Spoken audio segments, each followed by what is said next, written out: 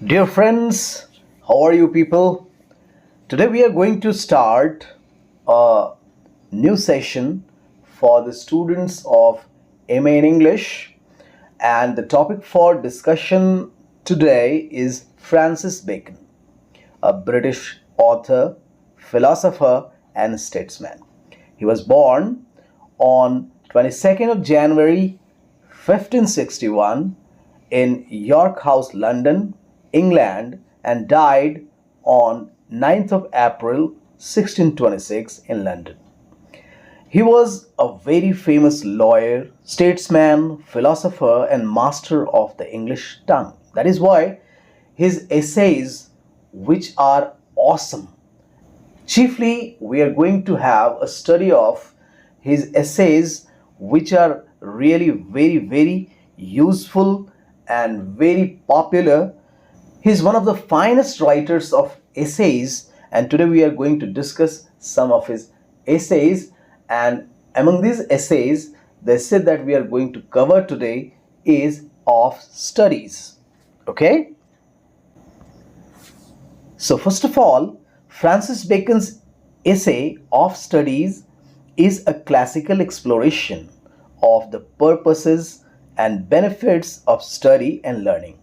ये जो ऐसे है वो एक क्लासिक एक्सप्लोरेशन है, और इसके जो बेनिफिट्स हैं यानी स्टडी और लर्निंग के, उन्होंने इसमें बताने की बहुत ही ज़बरदस्त कोशिश की है. इन दिस ऐसे बेकन जो है वो डिस्कस कर रहे हैं डिफरेंट यूसेज ऑफ स्टडी और how actually it influences the individual and the ways in which one should approach learning, कि कैसे लोगों का अप्रोच लर्निंग की तरफ होना चाहिए. वो बहुत ही खूबसूरत तरीके से उन्होंने यहाँ डिस्कस किया है. जैसा कि आपको पता है कि फ्रांसिस बेकन एक मास्टर राइटर थे एसेज के, और उनके जो मास्टरपीसेस हैं उसमें से ये एसेज आते हैं. तो सबसे पहले आज जो डिस्कस करने वाला टर्म है ऑफ स्टडीज़ में, वो ये है कि इसको हम कैटेगराइज कर सकते हैं 5 कैटेगरी में. यानी उनका जो एसे है ऑफ स्टडी वो 5 कैटेगरीज में बांट कर आप पढ़ सकते हैं. पहला है यूसेज ऑफ स्टडी, कि इसकी उपयोगिता क्या है. बेकन असर्ट करते हैं, कहते हैं कि स्टडीज़ जो हैं वो सर्व करते हैं 3 प्राइमरी पर्पसेस. पहला है डिलाइट, जिसको हम खुशी कहते हैं. ऑर्नामेंट, जो सजाता है किसी चीज़ को. और एबिलिटी, हमारी योग्यता को बढ़ाता है. राइट. तो सबसे पहले डिस्कस करते हैं डिलाइट को. डिलाइट कैसे है? स्टडीज़ जो होते हैं वो प्रोवाइड करते हैं पर्सनल प्लेजर को, सेटिस्फैक्शन को हमारे इंडिविजुअल लाइफ में, प्राइवेट लाइफ में.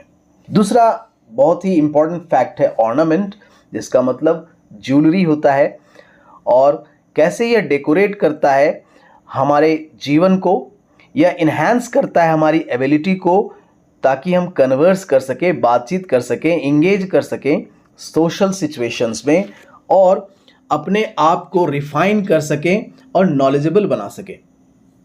एबिलिटी जो है हमारे अंदर इसी की मदद से आती है. So ability is the next point. Studies जो हैं वो इंक्रीज करते हैं हमारी कैपेबिलिटी को, प्रैक्टिकल मैटर्स को, और हमारे बेटर जजमेंट को, ताकि हम डिसीजन मेकिंग जो करते हैं अपने लाइफ में, अपने प्रॉब्लम्स में या अफेयर्स ऑफ लाइफ में, इसकी उपयोगिता या इसी की मदद से हम कर पाते हैं. यानी एबिलिटी को यह इन्हांस करता है. दूसरा जो टर्म है, दूसरा जो कैटेगरी है वो है टाइप्स ऑफ लर्निंग. बेकन ने कैटेगराइज किया है बुक्स को 3 टाइप्स ऑफ बुक्स. यानी यहाँ पर किताबें जो हैं वो 3 प्रकार की होती हैं. To be tasted, to be swallowed, to be chewed and digested. बहुत ही अच्छे तरीके से उन्होंने यहाँ बताया है कि कुछ किताबें जो होती हैं they should be glanced at और रीड इन पार्ट्स. उन्हें देखा जाता है और पार्ट्स में पढ़ा जाता है, एक बार नहीं पढ़ा जाता है. तो इसको टेस्ट किया जाता है धीरे धीरे. दूसरा है to be swallowed. Others are to be read. दूसरी किताबें पढ़ी जाती हैं बट नॉट टू क्रिटिकली, उस पर बहुत ज़्यादा आलोचनात्मक तरीके से हम देखते नहीं हैं, क्रिटिकली उसको जज नहीं करते हैं. और अगला है to be chewed and digested. और कुछ किताबें ऐसी होती हैं जो बहुत ही थॉरो तरीके से पढ़ी जाती हैं, उसकी अंडरस्टैंडिंग क्रिएट की जाती है और उसका एक रिफ्लेक्शन तैयार किया जाता है. This way he has actually described the uses of the book by categorizing the books into 3 categories. ठीक है. अगला वो कहते हैं बैलेंस इन स्टडी. कैसे स्टडी में हम लोग बैलेंस ला सकते हैं. बेकन जो है वो एडवाइस देते हैं, सलाह देते हैं, one should balance studies with experience. यानी अनुभव के साथ स्टडीज को हम लोगों को बैलेंस करना चाहिए, संतुलित करना चाहिए. स्टडी विदाउट प्रैक्टिकल एप्लीकेशन जो होता है वो हमें एक ओवर एम्फेसिस थियरी में डाल देता है. यानी अगर हम रेलेवेंस के साथ इसको नहीं पढ़ते हैं और इसका एक्सपीरियंस हमारे जीवन के साथ नहीं करते हैं तो ये हमें लीड कर सकते हैं, हमारी थिंकिंग को नैरो कर सकते हैं और अनइन्फॉर्म्ड पर्सपेक्टिव से हम अपने आप को संकीर्ण सोच वाले बना भी सकते हैं. तो balance in study is very important. अगला पॉइंट है impact of studies on the mind. कैसे हमारे माइंड पर स्टडीज का इम्पैक्ट होता है, इसके बारे में वो तथ्य देते हैं. वो आर्ग्यू करते हैं कि यह हमारे माइंड को शेप करता है और ऐसा इसको तैयार किया जाए ताकि हर इंडिविजुअल को ये सूट करे. जैसे एग्जाम्पल के लिए वो कहते हैं कि अगर एक आदमी डिस्ट्रैक्शन की तरफ खिंचा चला जाता है और मैथमेटिक्स पढ़ रहा है और उसे बहुत ही फोकस की ज़रूरत है, अगर वो उसमें ध्यान नहीं दे पाता है, उसकी सूक्ष्मता को नहीं समझ पाता है, उसकी सटिलिटी को नहीं समझ पाता है, तो उसका कोई भी फ़ायदा उसे नहीं होगा अगर वो लॉजिकली उसको नहीं पढ़ता है. तो इसका इम्पैक्ट जो है वो कैसा होगा हमारे माइंड पर, ये डिपेंड करता है, ताकि हम स्टडीज़ को अपने तरीके से और यूज़फुल तरीके से यूज़ कर सकें. इसका प्रैक्टिकल एप्लीकेशन भी बताते हैं. जो 5वां पॉइंट है, जो ऐसे है वो एम्फेसाइज कर रहा है कि जो स्टडीज़ होते हैं वो बहुत ही वैल्यूएबल होते हैं और जब वो अप्लाई किए जाते हैं रियल लाइफ में तो बेकन का ऐसा मानना है कि this is the best kind of learning और यही वह बेस्ट लर्निंग है अगर वह लाइफ में एप्लीकेबल है. और जब हम इसे प्रैक्टिकल यूज़ में ले आते हैं तो यह किसी के पर्सनल लाइफ में बहुत ज़्यादा कंट्रीब्यूट करता है, उसके ग्रोथ में और उसके सोसाइटल वेलबींग में.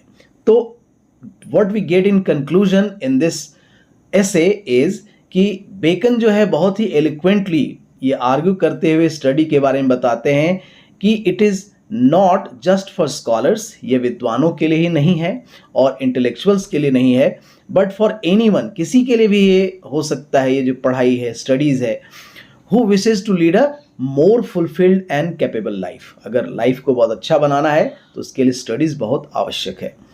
वो हाईलाइट करते हैं इम्पॉर्टेंस ऑफ रीडिंग को केवल नॉलेज के लिए नहीं बल्कि पर्सनल डेवलपमेंट के लिए और प्रैक्टिकल बेनिफिट्स के लिए. ठीक है.